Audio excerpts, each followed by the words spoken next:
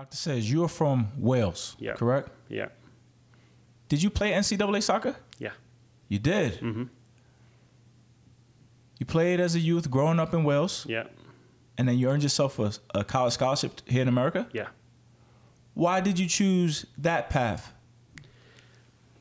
So for a couple of reasons. I'd never been to America before, and I'd always wanted to go. Okay. I was fascinated by it. I used to, this was pre-internet, right? So I moved here in 1996. Okay. August 1996. And it was pre-internet. Okay.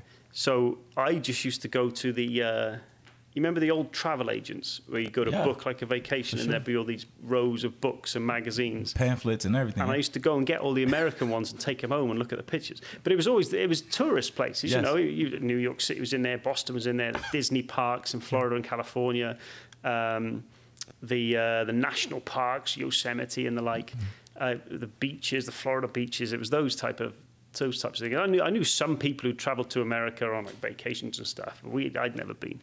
That's one of the reasons I was so fascinated with the 1994 World Cup when it was held in America. Okay.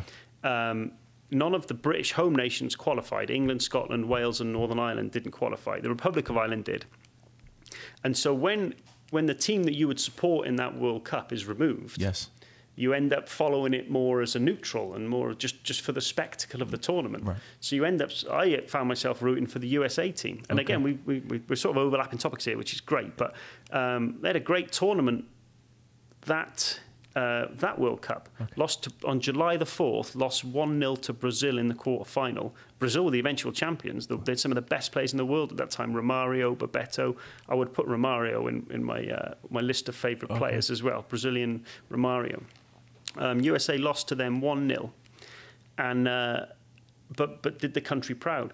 Obviously, there was tragedy slightly earlier with the Andres Escobar situation. So I don't know if you've ever seen the ESPN 30 for 30 called The Two Escobars. Yes. Brilliant show. Certainly recommend that. But so I was. That's when a young footballer was killed for scoring an own goal? Yes. Okay. Yeah, the story is they weren't related, but it was like 12 days later. And that own goal was against the US. Okay. They beat Colombia 2-1 in one of the group games. Obviously, massive achievement for America to qualify out of the group and then play Brazil on this stage. And it was that kit they were wearing that you're wearing now, that sort of iconic uniform. Yeah. And so I'm sat at home as a 16-year-old at this point, just watching, because obviously the time difference, the games were on quite late at night. I stayed up every night to watch every game. BBC and ITV are the two channels that broadcast the tournament, and they both had amazing entrance music with these. With that tune, "I Like to Be in America" from West Side Story. That was what the BBC used as their theme music with all these images of America, and it was amazing. I loved it, and I always dreamed of going. And then this opportunity came up. So I was aware of this concept of college, and of college sport and of scholarships, and I was, I was playing youth football in Wales, doing okay, and so I remember, again, pre-internet, no email, no websites, nothing. So I ended up, my mom helped me get this book which basically just had all the names of addresses of colleges in it. Yes.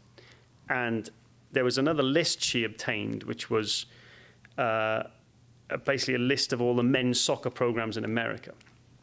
Now, there's companies even then that provided recruiting services, but we couldn't afford one. It was a couple of £1,000, and we didn't have that money, to spend on it.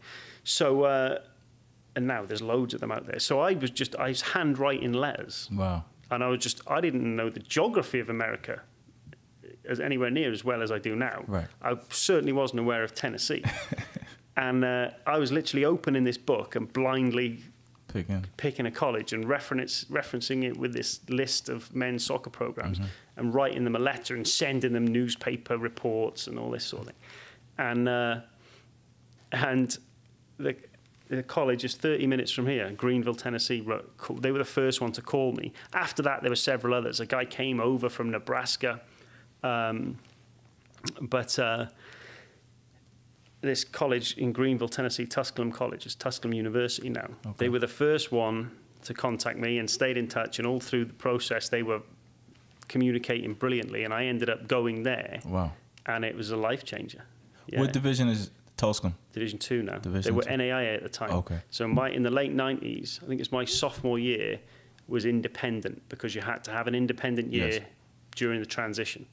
And then my junior and senior years were NCAA Division 2, and they're Division 2 now. How would you describe your career? How'd it go?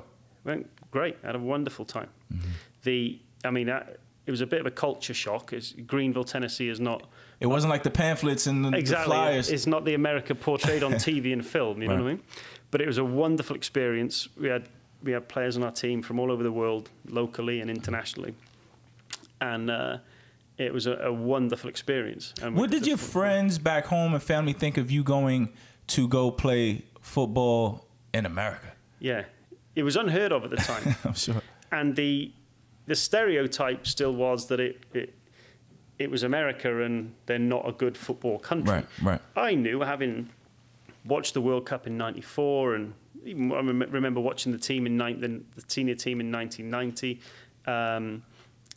The women's game at that point was emerging in America. I've always been a world leader in the women's game, back-to-back world champions as they are now, 2015 and 2019. So I knew from devoting time to learn about it as much as I could, that it was a football country, and there's a massive passion for the game and support for the game in this country. And plus, couple that with the opportunity of going to America, the opportunity to get an education. I potentially could have stayed in Wales and attempted to play semi-professionally or professionally. But the chances of that stacked up against the opportunity of coming here, it became a no-brainer for me. And I jumped on that opportunity to come out to Greenville, Tennessee.